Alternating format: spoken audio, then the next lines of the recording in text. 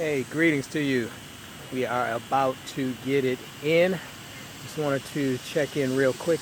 Someone asked me the question, do I sell to white people? Do I do business with white people?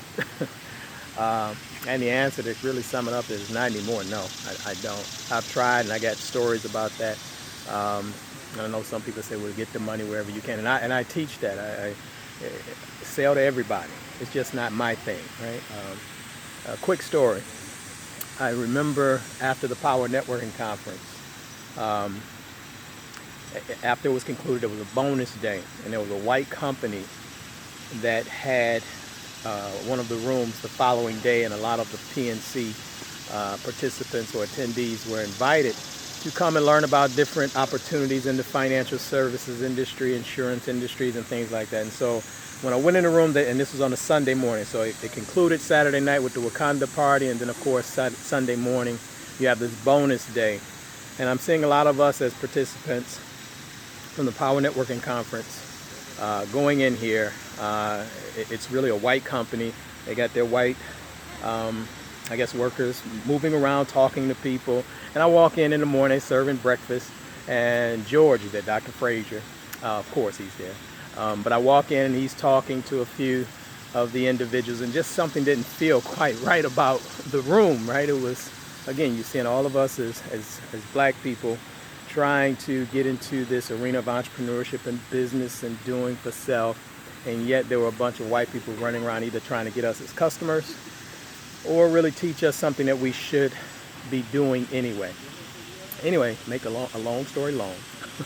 Get that from Butch Lewis. George was talking to the individuals, and I walked in, and something just didn't feel right. And I can see George, he didn't say it, but something just didn't sense or feel right with him.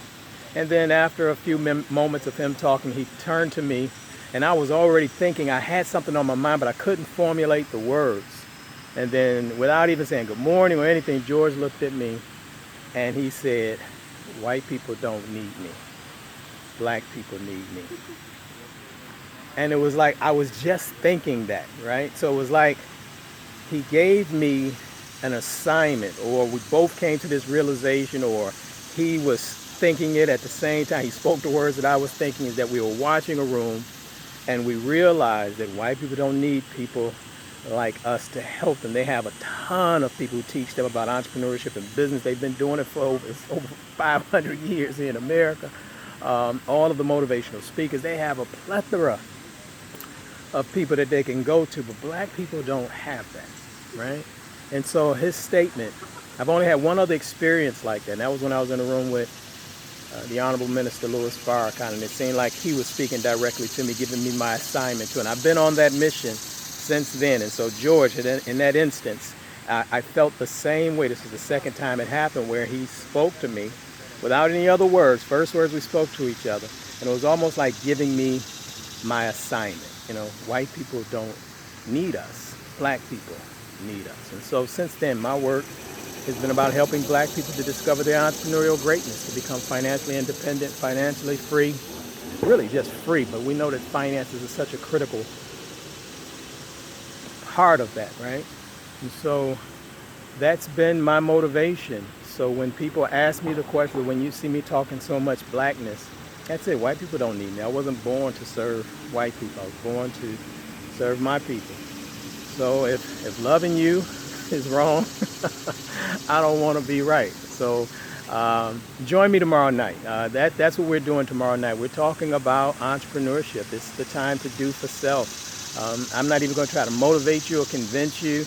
If you don't see what's happening in the economy, if you don't see what's happening in the social environment, the political environment, or more, probably even more important, if you don't feel it yourself, if you don't feel that you need to do something for yourself and learn how to build business, learn how to make money, generate income, learn how to network with people to help elevate you, to make you a better person, then of course this isn't for you. But if you're itching, if you have this burning desire that you want to do more, you want to meet with people, you want to learn something new, you want to become an entrepreneur, you want to have your own thing, you want to make your own money, then this is for you. So you want to go to can'tfireaboss.com, can'tfireaboss.com. BlackPeopleConnect.com. Tomorrow night at 8 o'clock, doing just a short webinar on how to be an entrepreneur, how to function as an entrepreneur, and what I call the end game. We've entered into the end game now. I won't go through all of the statistics again. Again, do your own research.